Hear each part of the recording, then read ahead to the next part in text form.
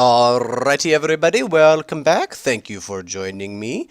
I am your host, Romedy, and welcome to part 3 of our Big Ben style clock. As promised in this episode, we are going to work on some controls for what happens if you unload the chunks with the clock in it, and if your clock kind of gets off of the actual time cycle in the game.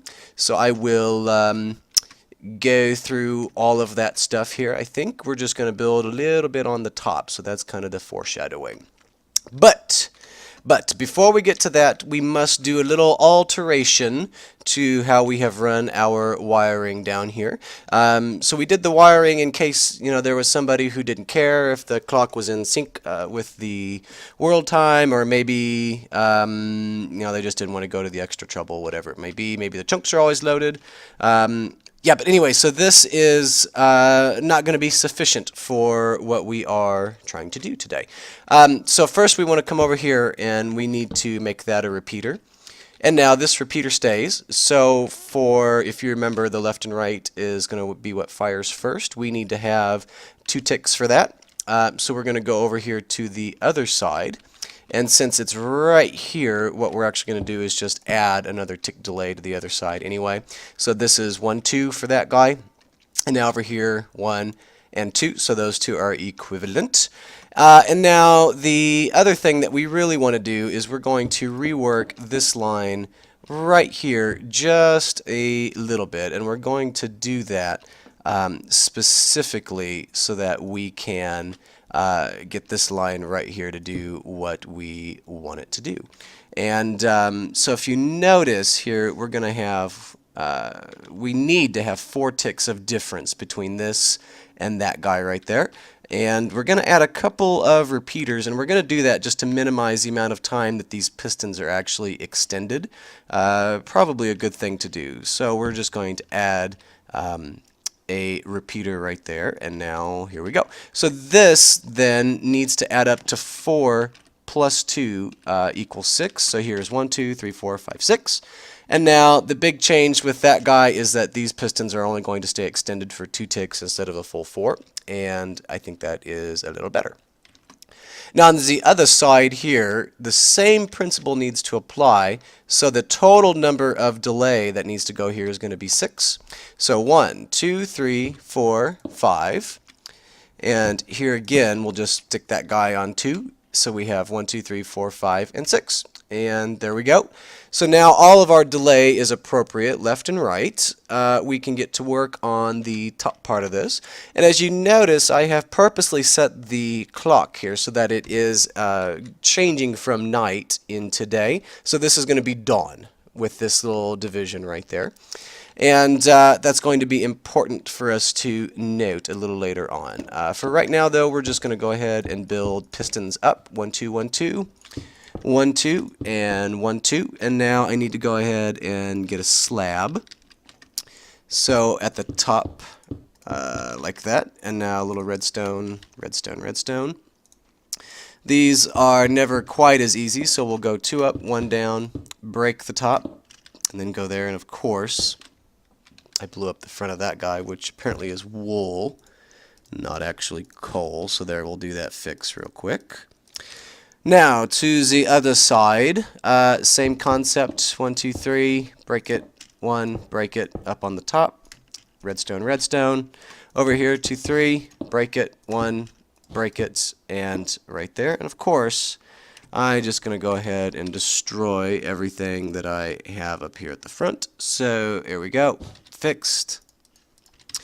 Yeah, so that is kind of the mechanism for everything that we're interested in. So we'll come back here in a moment and we will start to build the actual controls. Right then, so we need to make some control lines. One thing I want to point out is that I built these little obsidian extensions up here to cover what we're going to do on the top. Not necessary, not required, but handy dandy little things to have just in case, just in case. So yeah, what we want to do now is we want to compare what's going on in the clock with what is actually going on. Of course, it's raining right now, but what's actually going on up there.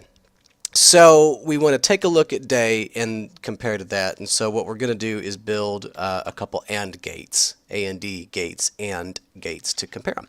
So we're going to do that using these redstone blocks, just like that. And you'll notice I put them everywhere that it is blue.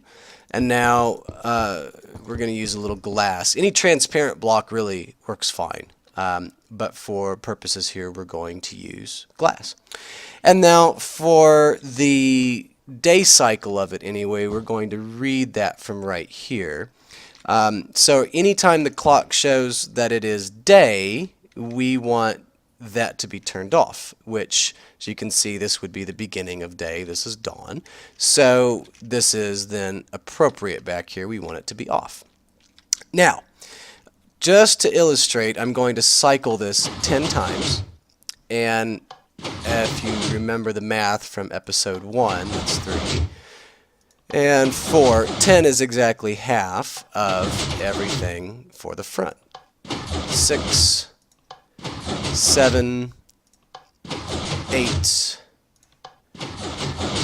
9, and now 10. And so if I go to the front of this guy, it should be exactly. Good. Good, good, good. So now, because we are actually reading from this one right here, we need to offset it by 1. So if I want to read from right here, then every place that the clock shows that it is day needs to be glass, and everywhere it's night needs to be dark, except I have to move everything over 1. And so in this case, we're going to have 1, 2, 3, 4, 5, 6, 7, 8, 9, 10, because that's really, if I shifted it, where day would be. And now for night, we need to do this guy right here. So there you go. And that way, it's always going to be reading something in the front of it. So this here would then be dusk. We're changing to night. So yeah, this is, I think, good. So we're showing that it's nighttime. It's reading something from day. I like it very much. Now, what we're going to do is we're going to carry each of those out 1. And actually, instead of this repeater right here, we're going to use a little dust. And now we can put dust down there and a repeater here. All we've done is just go opposites. And now we can go ahead and build the beginnings of the AND gates. Now, if you're not familiar with what I mean by an AND gate, it's going to look a lot like this guy right here.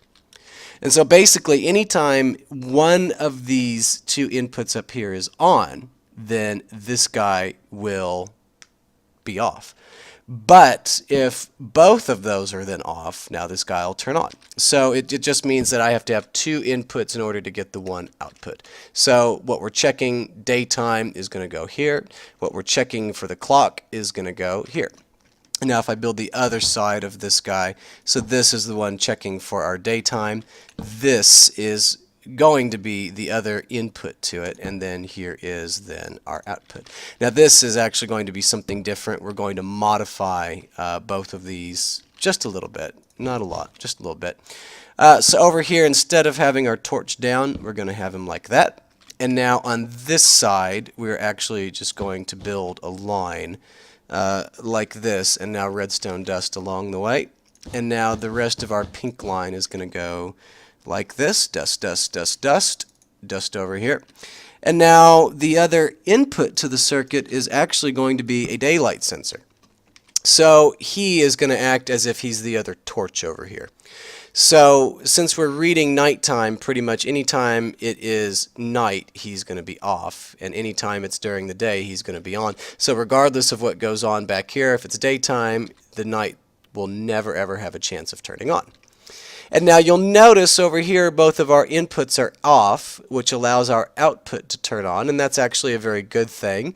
You'll notice that it is actually daytime, and so the daylight sensor is appropriately turning our torch off here.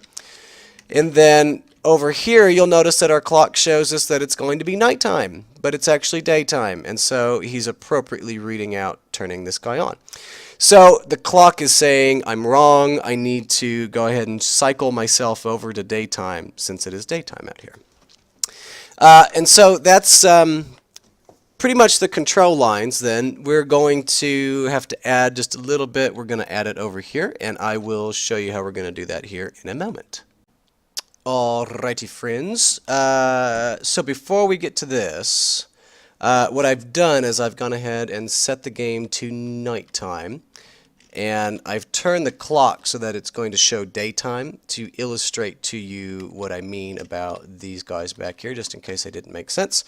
So the clock is reading that it is daytime when it shouldn't be, so this torch is off, and the daylight sensor is not giving me the other input, so this torch is now showing.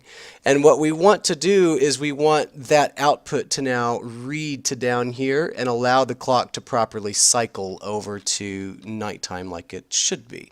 So I'm going to get a little green wool. I'm going to cut out a little area here, and I'm just going to build it out kind of like this.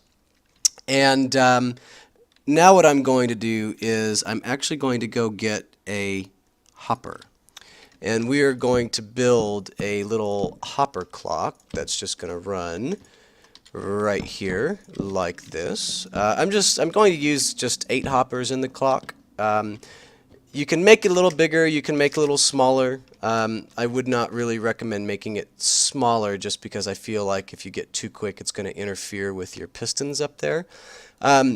And of course, the larger you make it, the longer it's going to take your clock to catch up. So there's kind of this happy medium that we need to find. And what I'm going to do from here is I am just going to use a comparator.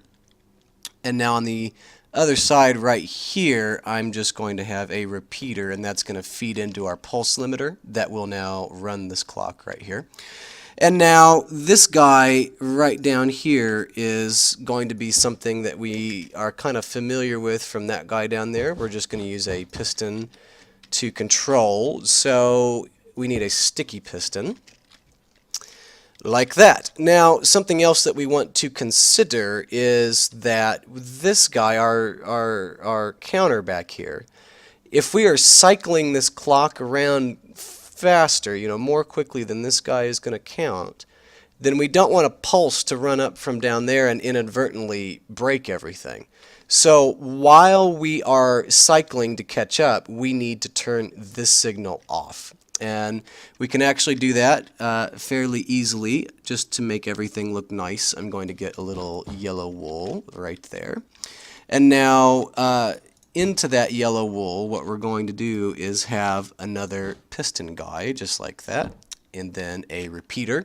And I'm going to leave it broken for right now just because I don't want it to interfere with what we're trying to do up here for right now. But ideally, this piston will be down, and then this will just allow the signal to cycle the clock normally. And then for whatever reason, if the clock gets off, then it will retract this piston up and push that piston down and allow it to get fixed, and then after it's fixed it'll just invert them back up again. So we're just going to build this guy real quick. I need another sticky piston facing down, just like that. And now I am done with those. I'm going to go get my green wool wherever he's at areas. And yeah, so I'm going to use that green wool right here to put a torch. And now obviously we want these two to be inverted, so I can break the top there. And I can run this guy out like that. So here is some dust. And now if I am to go ahead and power everything right here, you'll notice it'll just invert the two pistons around, which is fairly nice. Okay, so break U. And now what we need to do next is we need to go get this signal from up here.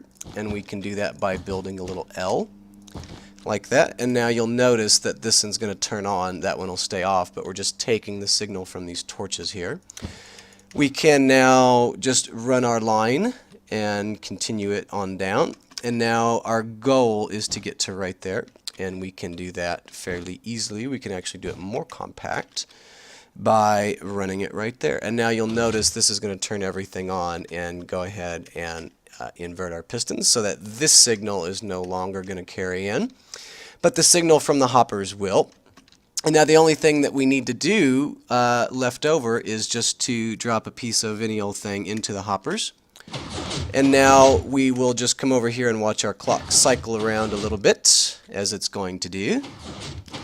And now you'll notice it'll cycle until we get to it being nighttime. And now once it gets to nighttime, then it'll go ahead and shut itself off. And we will then invert our pistons back here and allow the clock to count normally. So we'll just give it a moment to go ahead and catch up. We'll watch the torch up here. There it is. So the torch turns off. These two pistons now cycle back together. And we're now appropriately showing nighttime at nighttime. So now if I go ahead and add... Righto. So I just want to leave you a couple quick notes about expanding this guy out, and if you wanted to build more of him, you know, so that you have a four-face Big Ben type clock that would go on.